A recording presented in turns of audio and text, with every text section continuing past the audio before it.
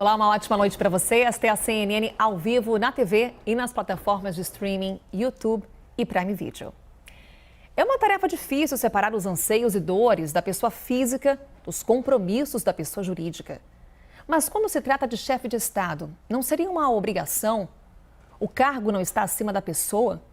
O silêncio de Bolsonaro, derrotado nas urnas, deve falar ainda mais alto na posse de Lula. Já é dado como certo, Bolsonaro não deve entregar a faixa para o novo presidente.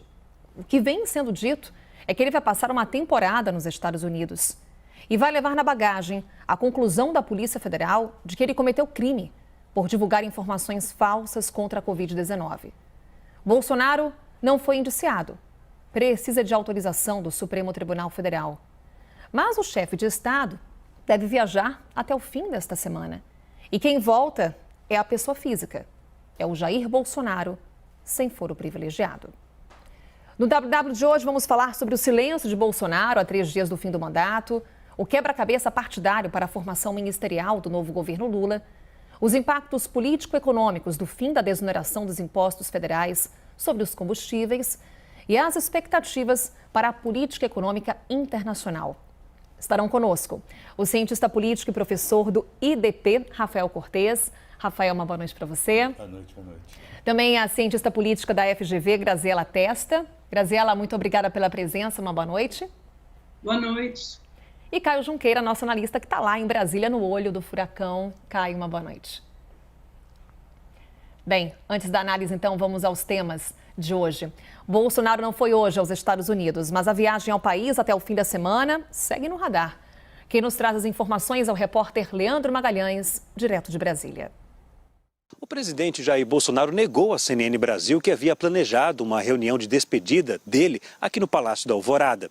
Eu também questionei o presidente sobre a possível viagem à Flórida, nos Estados Unidos. Ele afirmou que não viajaria nesta quarta-feira. No entanto, também não confirmou à CNN se viajaria aos Estados Unidos ou a outro país em outra data.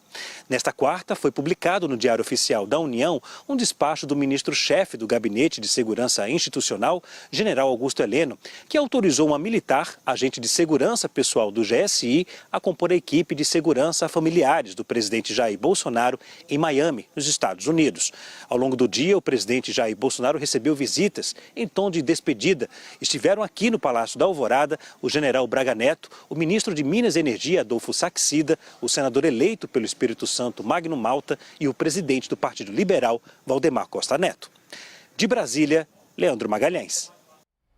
Então vamos à análise. Vou começar então com nossos convidados, Caio, pedindo licença a você. Começo aqui com o Rafael, que está ao meu lado. Rafael, o que nos diz o silêncio de Bolsonaro? Olha, Carol, acho que tem duas dimensões para esse silêncio, né? E duas leituras para o posicionamento do presidente nesse contexto de transição.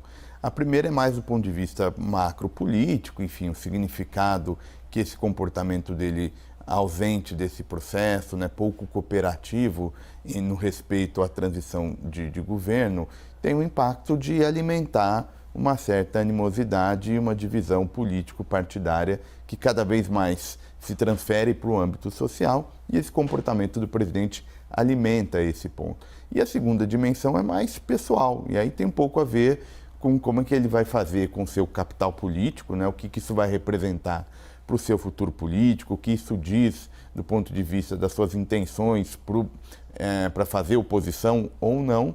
E o segundo ponto, né, do ponto de vista jurídico, né? A gente sabe que tem uma série de possíveis processos em torno do presidente Bolsonaro futuro, ou pelo menos acusações nessa direção. Então, acho que também tem a ver um pouco com isso. É um momento de retrair, talvez não chamar a atenção, mas não é por um acaso que a gente está olhando com cuidado, porque é um comportamento pouco usual em contextos de transição.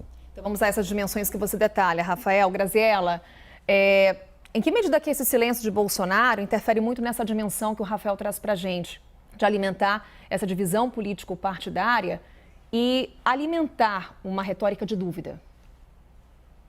Perfeito. Concordo muito com o Rafael nesse aspecto. A gente tem essa dimensão, inclusive social, que é muito complicada, que vem desse silêncio dele. Mais uma vez, a gente pode fazer um paralelo das atitudes do Bolsonaro com como foi a saída de Donald Trump, quando ele também fez silêncios em momentos que se esperava que ele falasse. Então, o silêncio ele grita, sobretudo nos momentos em que se esperava que o chefe de Estado, o chefe de governo brasileiro se pronunciasse, como naquela noite de terror que Brasília viveu na semana passada, como na tentativa de atentado de sábado, que também foi algo que tem uma dimensão muito grande, inclusive internacionalmente isso é uma questão muito séria e que a gente só escuta o silêncio. Do ponto de vista social, o que os possíveis apoiadores extremistas podem ler? Isso não é um problema, né? Do ponto de vista institucional, evidentemente, fica claro como essa estratégia pouco partidária de Bolsonaro pode afetá-lo agora que pela primeira vez na sua vida política ele não vai ter mandato. Então, Bolsonaro que trocou de partidos tantas vezes ao longo da sua carreira e que nesse momento que vai ficar sem mandato, evidentemente, está ligado ao PL, mas não tem uma ligação de base, de estrutura formal, provavelmente é uma ligação que está condicionada à sua popularidade e sua aprovação, que a gente sabe que ainda é relevante agora, mas as coisas mudam ao longo do tempo. Então, esse comportamento não partidário pode punir Bolsonaro daqui em diante. Eu acho que ele tem essa visão e, portanto, já está sentindo os reflexos desse isolamento institucional que ele mesmo se impôs. Vamos seguir nessa linha jurídica, Caio. Na abertura do WW de hoje, eu lembro hoje essa conclusão da Polícia Federal, de que Bolsonaro cometeu crime ao divulgar informações falsas contra a Covid-19. É um inquérito fruto dos trabalhos da CPI da pandemia. Quais são as outras consequências que podem vir dos trabalhos da comissão? Bom, Carol, vamos lá. Vamos lembrar primeiro que os trabalhos da CPI da pandemia geraram 10 pedidos de investigação. Desses 10, 6 já foram arquivados pelo próprio Supremo Tribunal Federal. Então sobram 4. Esse, cujo relatório foi tornado público hoje, é um dos 4 que nós temos conhecimento que está avançando, talvez o que mais avançou. Os outros 3, por serem sigilosos, não se sabe muito o andamento deles, né? É difícil a gente fazer uma conexão direta entre o trabalho da CPI e as consequências jurídicas. Isso não significa que o presidente Jair Bolsonaro não possa vir a ser incriminado, ter problemas na justiça, porque há outros inquéritos e investigações decorrentes de outras situações também contra ele. O que eu ouvi hoje, conversando com um investigador muito ligado aí nessas questões e nesses processos, é que esse processo de hoje, que foi tornado público hoje, dessa vinculação da vacina com o vírus da AIDS, ele tem um potencial, sim, de ter uma conclusão desfavorável ao presidente Jair Bolsonaro, a despeito de ser um crime menor.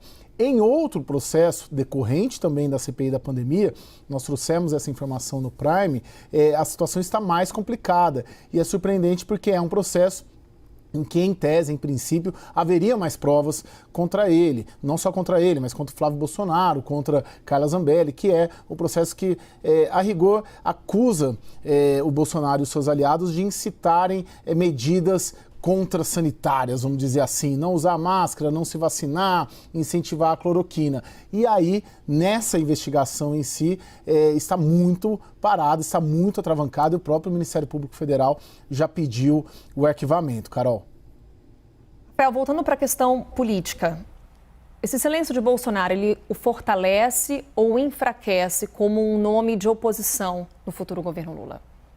Na minha leitura, enfraquece, né? Acho que uma parte do que a gente chama de bolsonarismo, né, é um conjunto razoavelmente heterogêneo de tipos de eleitores que, em comum, têm algum sentimento, uma percepção de rejeição à esquerda e ao PT em particular, né, e que, de alguma maneira, né, agora na oposição, é mais difícil para o presidente manter mobilizado. Esse comportamento, vamos chamar pouco cooperativo, contra o funcionamento das instituições, eventualmente pode manter uma parcela importante desses apoiadores, mas aos poucos e deixando de lado a relação que o presidente tem com outros grupos de eleitores que só têm em comum ser oposição ao PT, mas não necessariamente tem uma concordância, né, tem um posicionamento mais positivo com esses comportamentos que, ao fim e ao cabo, sugerem um não aceito da derrota ou algum questionamento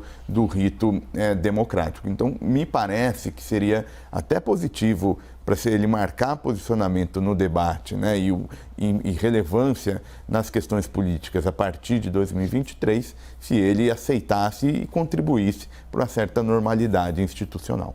A questão é, Graziela, temos esse silêncio e agora o que já é dado como certo de que Bolsonaro não deve entregar a faixa presidencial a Lula.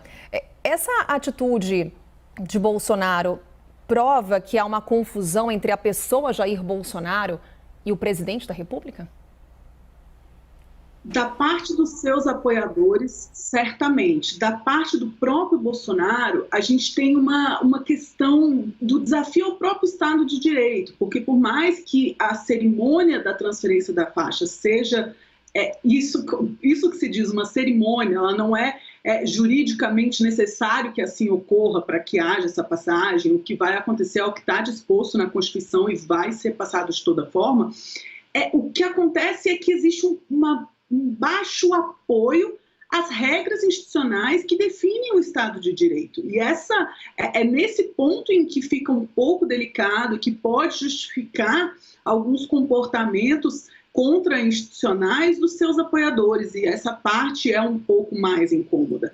Bolsonaro certamente vai seguir sendo uma figura dissonante muito importante e que centraliza, como bem disse o Rafael, diversos grupos que não estão necessariamente contemplados no espectro político partidário, ao menos não de forma absoluta, mas eu acho que essa figura dissonante não necessariamente se configura numa oposição, né? Porque a oposição ela precisa saber fazer uso de instrumentos institucionais e partidários para poder exercer o seu direito à voz. E esses caminhos foram muito pouco explorados pelo próprio Bolsonaro quando era deputado. Então é difícil que nesse momento ele consiga manter esse papel de oposição. Vamos ver, com certeza vai se manter como uma figura muito de destaque, para muitos muito importante politicamente, mas ia precisar se esforçar muito para conseguir exercer uma função efetivamente oposicionista. Caio, Graziela e Rafael convergem no sentido de que o presidente Jair Bolsonaro é uma figura dissonante que centraliza vários grupos. Qual que é o futuro político de Bolsonaro? Perdão, Carol, só o final da sua pergunta. Futuro político de Bolsonaro. Caio, o que você tem ouvido por aí?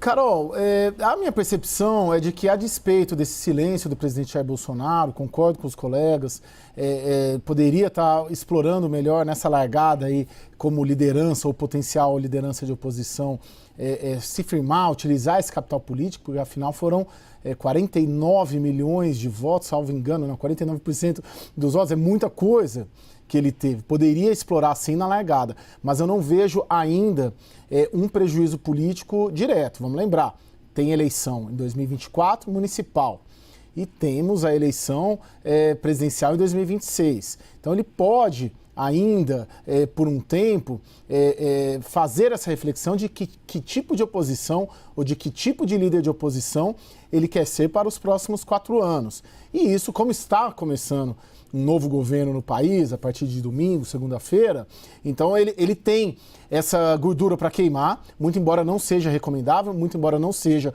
o ideal já seria estar projetando isso, mas vai lá tirar o seu sabático e não vejo, não apostaria ainda num Bolsonaro morto politicamente, né? Não apostaria nisso. Há pessoas aí, o antipetismo, ele vai persistir, né? Vamos assistir uma oposição ao governo Lula muito forte, muito menos no Congresso, muito mais nas ruas e muito mais nas redes sociais. E será um governo difícil também, né? As condições econômicas serão difíceis, a pressão da sociedade será ampla. Então, assim, tem um espaço político, enquanto houver Lula e PT, haverá o anti-Lula e o anti-PT. E hoje esse anti-Lula e o anti-PT ainda é Jair Bolsonaro. Né? Da mesma forma, o raciocínio inverso é o mesmo. Enquanto houver Bolsonaro, haverá o anti-Bolsonaro. Nessa eleição, um retroalimentou o outro politicamente nesse movimento de antes, né? O antipetismo e o anti-bolsonarismo. Então tem um espaço ainda para ele alimentar e explorar esse capital político que a eleição lhe deu, apesar da derrota. Caio, Graziela e Rafael, daqui a pouquinho a gente retoma a nossa conversa. Falamos agora sobre a desoneração dos impostos federais sobre os combustíveis que acaba no fim do ano e não deve ser prorrogada, pelo menos por enquanto. É questão que o novo governo vai avaliar e que vai trazer impactos econômicos e políticos. A reportagem é do Pedro Teixeira. A volta dos impostos federais deve deixar o litro do diesel até 33 centavos mais caro. O da gasolina, 69 centavos. As contas são do fundador do Centro Brasileiro de Infraestrutura, Adriano Pires. A CNN também consultou a Ativa Investimentos, que projetou uma alta ainda maior, com a gasolina subindo até 89 centavos por litro. A possível escalada no preço dos combustíveis será o primeiro teste de imagem da gestão petista. Segundo cálculos de economistas, o fim da isenção dos impostos federais pode elevar em até 1 ponto percentual a inflação do mês de janeiro, medida pelo IPCA. A CNN apurou que o novo governo vai avaliar os impactos da medida na popularidade de Lula, para decidir se a isenção dos tributos será retomada ou não. A preocupação é com os 53 bilhões de reais que a renúncia fiscal representaria nas contas públicas. Dinheiro importante para o governo que já no primeiro ano tem previsão de um estouro bilionário no teto de gastos. A decisão que foi tomada hoje... Ontem, o futuro ministro da Fazenda, Fernando Haddad, procurou a equipe econômica do atual governo e pediu que não houvesse a prorrogação da desoneração de PIS, COFINS e CID. A gente pediu para o governo atual se abster de tomar medidas que impactassem o próximo governo para que a gente tivesse em janeiro, com a nova diretoria da Petrobras, definir junto ao presidente Lula a política para o setor. O corte de tributos sobre combustíveis contribui para conter a inflação neste ano, com o IPCA registrando, inclusive, deflações por 3 meses, em julho, agosto e setembro. Na visão da equipe econômica, as pressões externas e internas que elevaram o valor do petróleo nos últimos meses já arrefeceram. Além disso, tem ganhado força na equipe do novo governo a rejeição à tese de subsidiar combustíveis fósseis em vez de apostar em energia limpa. Vamos seguir com a nossa análise. Ganhamos mais um integrante para o time. Fernando Nakagawa se junta. Naka, uma boa noite para você. Fernando. Então, vou já começar contigo, Naka. Lembro muito bem, conforme essas medidas econômicas eram anunciadas pelo atual governo, a gente sempre trazia aqui nas análises, essa conta vai chegar, essa conta vai chegar. Vai chegar, Naka, a conta. Tá em quanto, hein? Só em termos de impostos, Carol, são 53 bilhões, como a gente viu no VT. E tem um impacto político nessa história e que aparentemente está entrando nessa conta, que é muito mais econômica, se eu for pensar do ponto de vista racional. Porque tá fácil para o novo governo explicar o aumento da gasolina a partir da semana que vem, dos combustíveis, de todos. Com uma frase simples: olha, foi o governo passado que deixou essa conta para ser paga agora. Reforça aquela percepção, aquele discurso de que era uma medida eleitoreira ou uma medida com objetivos eleitoreiros. Conversando com o pessoal da equipe econômica, eles refutam essa ideia, obviamente. Dizem que foi uma medida tomada conscientemente e com um background, com informações que davam respaldo a isso. Especial porque, primeiro, naquele momento, lá atrás, no começo deste ano, havia um aumento da arrecadação, o que de fato sustentava este corte, ao mesmo tempo que você tinha que conter os preços com a escalada do preço do petróleo, então o governo reagiu a isso. E ao mesmo tempo, olhando para frente, a atual equipe econômica sustenta que essa medida seria prorrogada e de maneira permanente, porque eles aprovariam a taxação sobre lucros e dividendos, o que pagaria esta conta.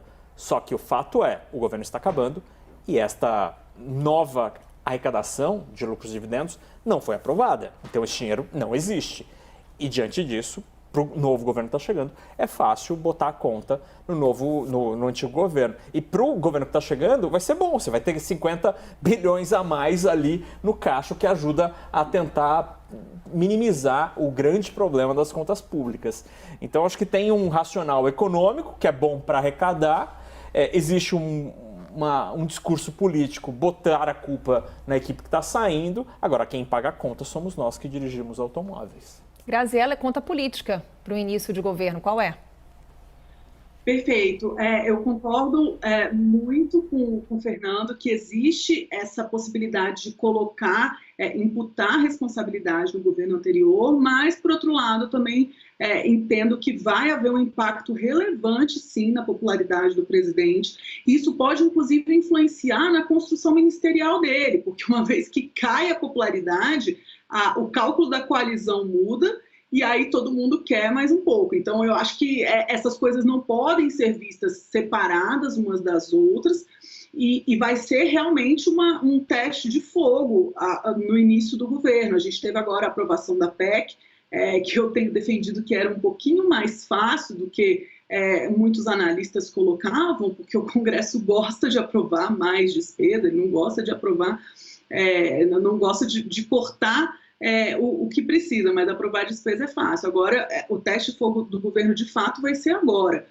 E é um pouco delicado lidar com essa questão, assim, no varejo, né? Parece que vai ficando mais clara a necessidade de uma reforma tributária que veja essas coisas de uma forma mais ampla, né? O que está discrepante aqui? Quais são os setores que estão com subsídios demais? Quais são os setores que podem contribuir mais?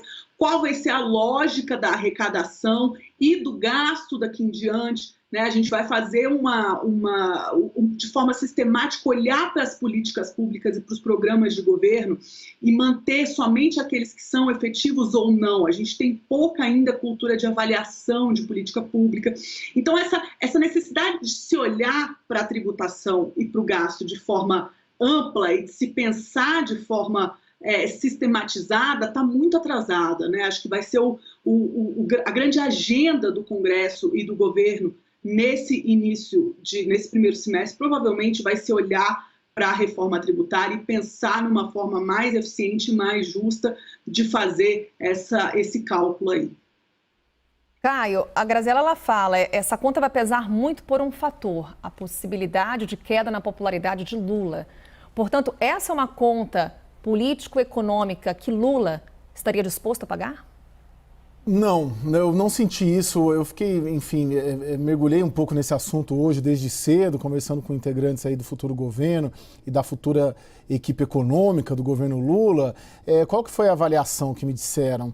Sim, a popularidade, ou a eventual queda na popularidade do novo governo será um fator a ser considerado para uma possível eventual revisão ou não desse benefício fiscal. Então, isso será um fator considerado. Além disso, também será considerado o impacto social, o aumento na inflação, ou seja, o governo considera, sim, tomar alguma medida semelhante. Não sentir com esses integrantes da futura equipe econômica um interesse de fazer a mesma medida.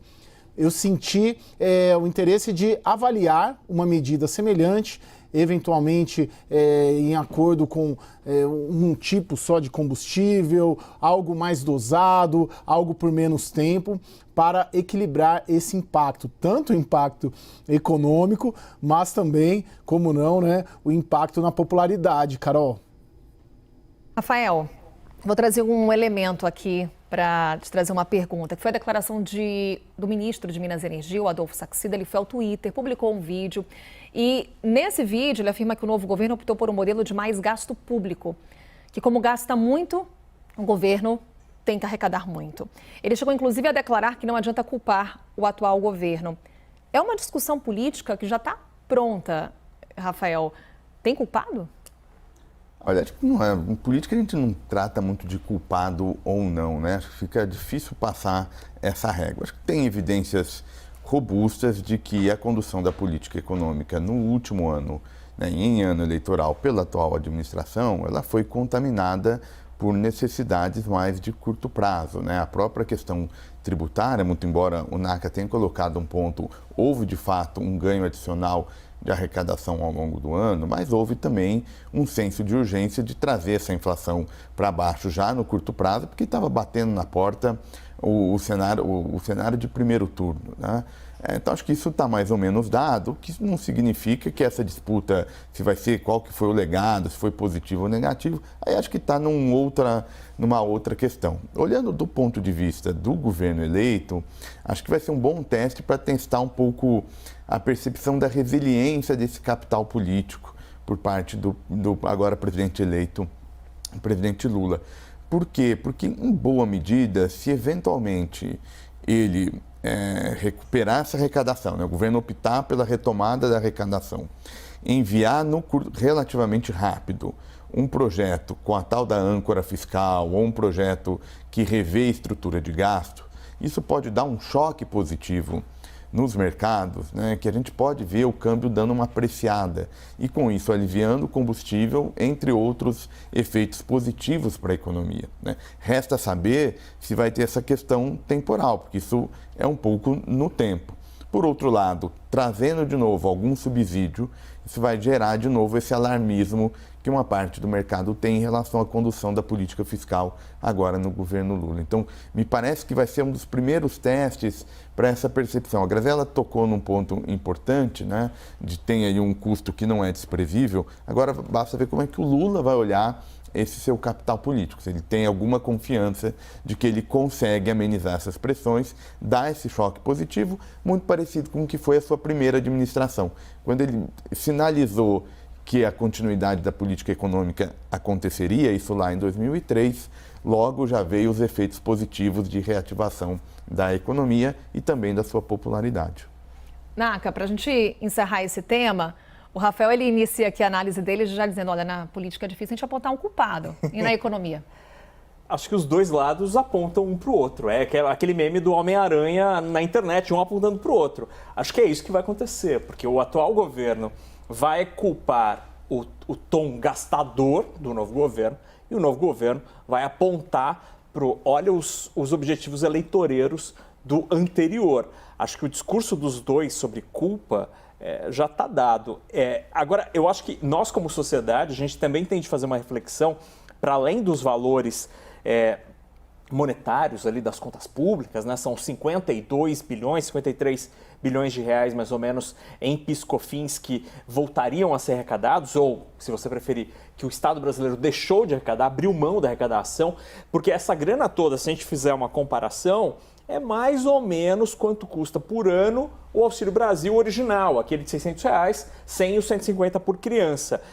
Será que a gente está numa situação em que a gente precisa usar o mesmo volume de dinheiro para apoiar as famílias mais vulneráveis da nossa sociedade e o mesmo volume para subsidiar combustíveis fósseis de uma classe média, de umas pessoas que têm veículos, né, frotas de caminhão, no momento em que a gente deveria pensar em descarbonização?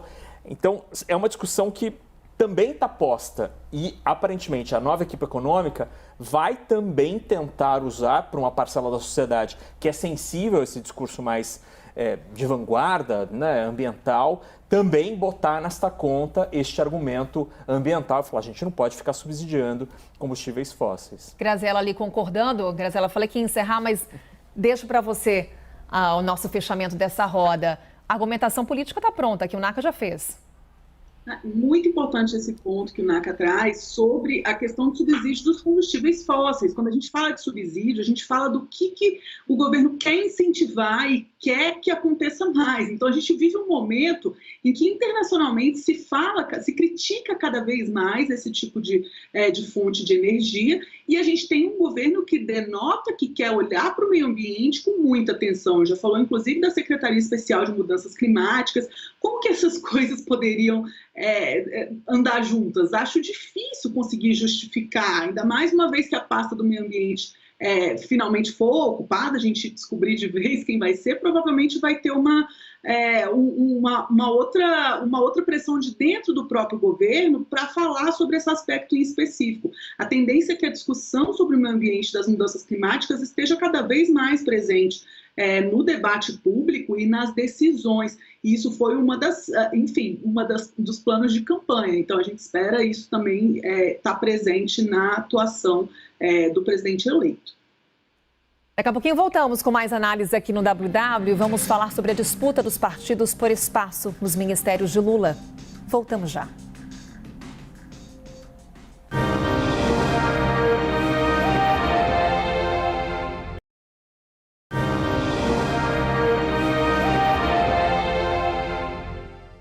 WW de volta.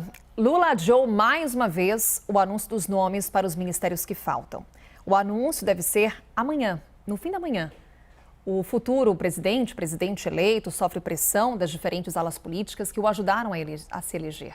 Vamos ver então o que já sabemos sobre essa formação ministerial de Lula.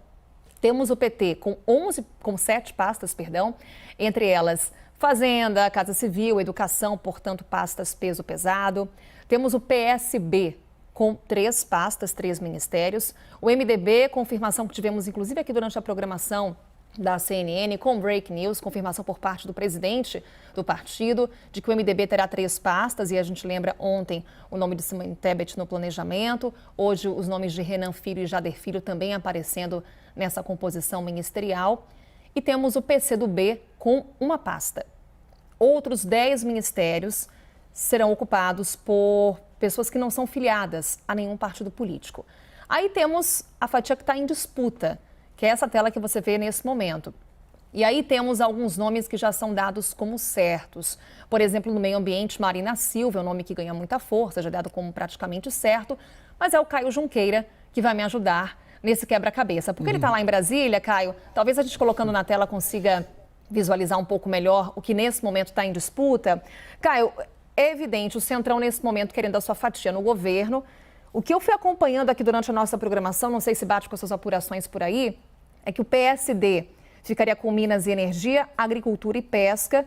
E a grande questão aí que temos também é a União Brasil, que buscaria integração nacional, turismo e comunicações. O que a gente tem desse quebra-cabeça, Caio? E como é que o Centrão deve se posicionar nessa disputa? O que está travando as negociações? Carol, já evoluiu bastante, viu? É exatamente esse desenho aí que você coloca, né? O que aconteceu aí nas últimas 24 horas, vamos dizer assim? O MDB acabou tendo 3 ministérios. E aí, os outros 2 do Centrão, que vão integrar a base aliada, União Brasil e o PSD, de Dado, Gilberto Kassab, iam ficar com 2. Mas como o MDB ficou com 3, eles passaram a reivindicar 3 ministérios também. E o desenho é exatamente esse que você colocou. Hoje, agora, estamos falando 10h36 da noite aqui de Brasília, o caminho é esse. O acerto político até agora é esse.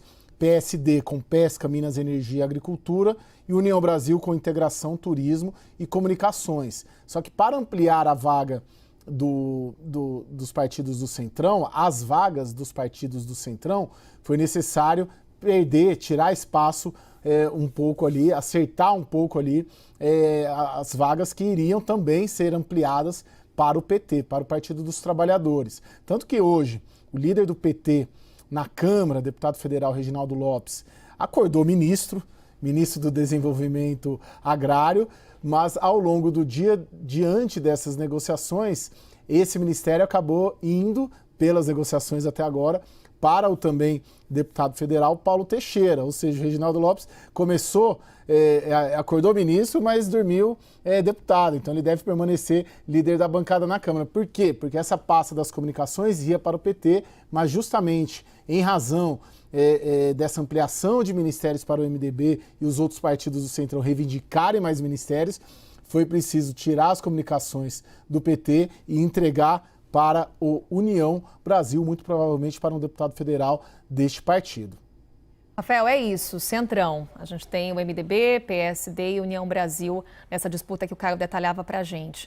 O Centrão também está no atual governo, ocupando ministérios. É possível governar sem Centrão? Não, e não é por um acaso que o presidente eleito está ampliando essa base ministerial. Porque quando a gente diz, na verdade, o governar com o centrão, tem todo esse teor meio negativo, mas ao fim e ao cabo o que nós estamos dizendo é que maioria importa dentro do legislativo também. Então quem tem maioria governa dentro do legislativo. Então o centrão é um pouco um bloco que cortam os rótulos partidários, né? Vamos chamar um pouco do baixo clero. Você soma o baixo clero, por definição ele tem que ser maioria, né? A elite parlamentar tem que ser minoritária de fato.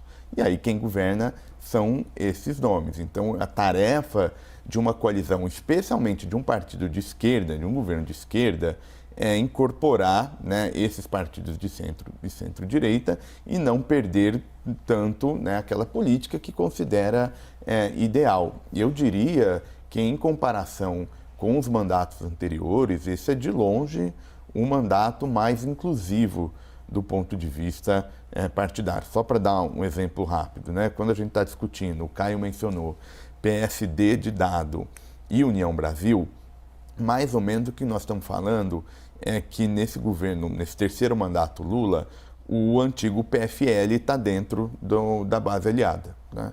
Algo que era impensável se a gente pensar lá em 2003, né, naquele período. Porque o PFL virou DEM, o PSD se alimentou muito da divisão do DEM, depois a União Brasil é claramente um racha, né, o resultado de uma divisão dentro dos democratas. Isso só para dar um pouco a extensão da necessidade que o presidente Lula enxergou de, para ter governabilidade, ampliar esses postos aí para os partidos de centro-direita.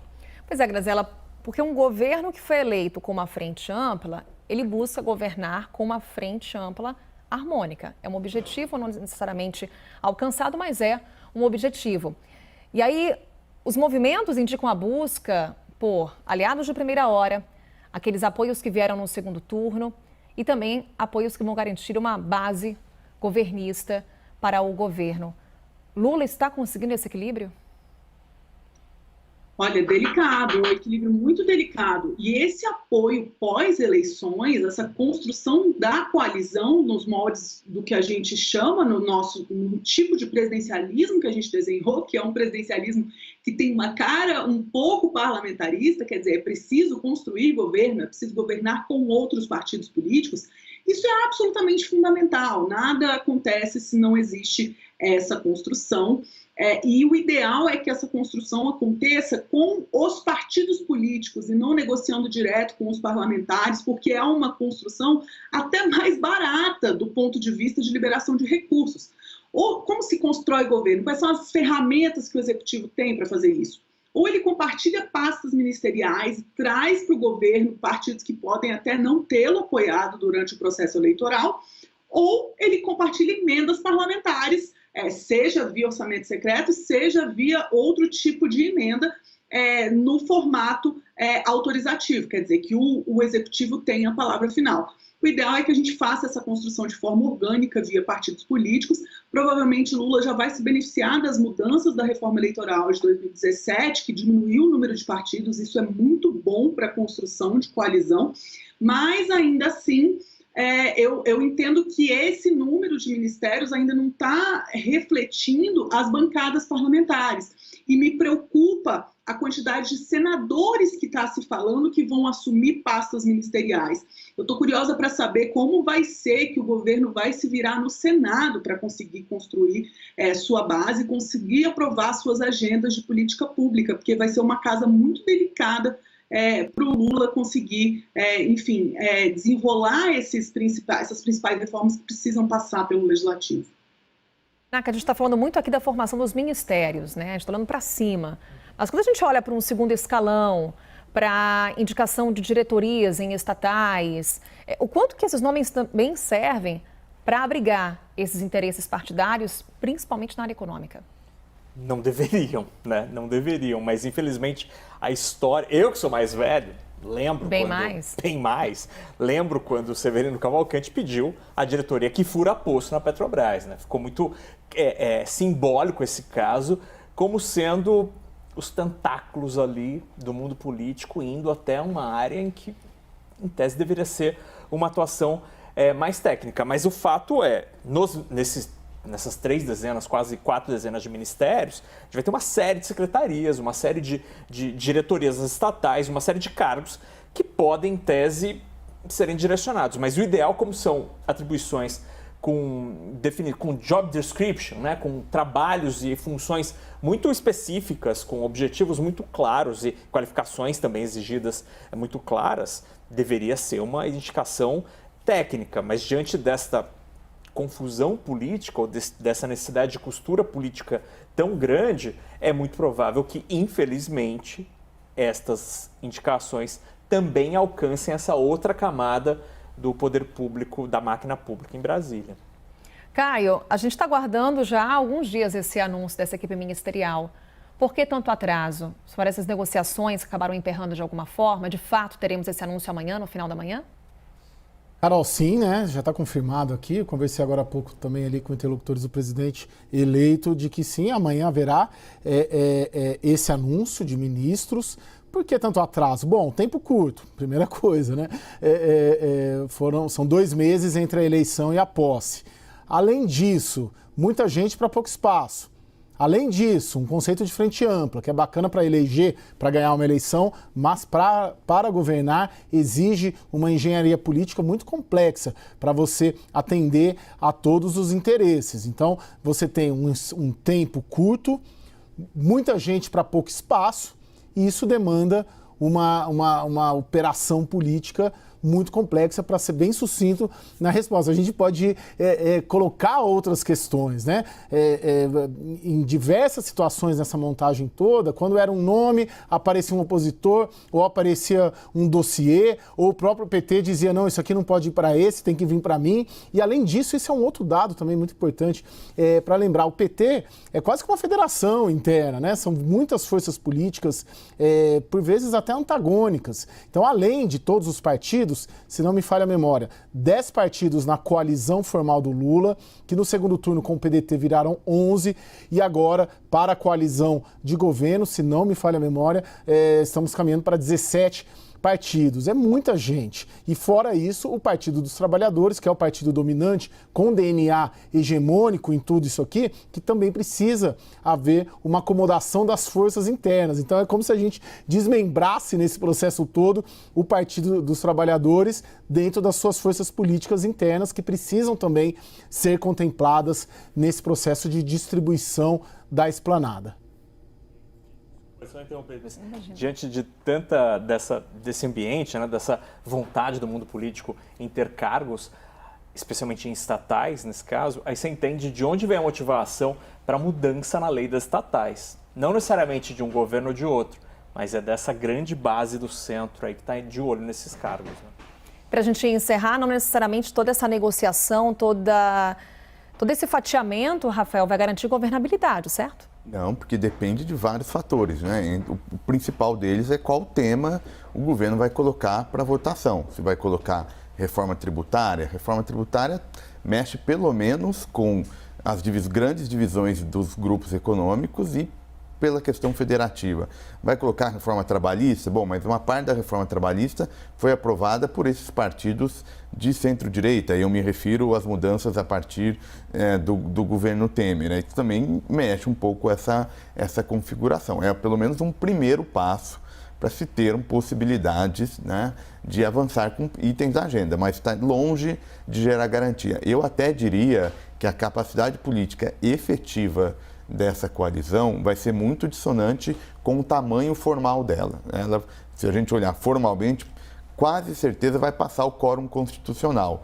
Acho pouco provável que seja assim, uma avalanche de projeto passando a partir dessas questões de distribuição de ministério. Rafael Cortes, ele é cientista político, professor do IDP. Obrigada, Rafael, pela sua presença aqui conosco. Eu que agradeço.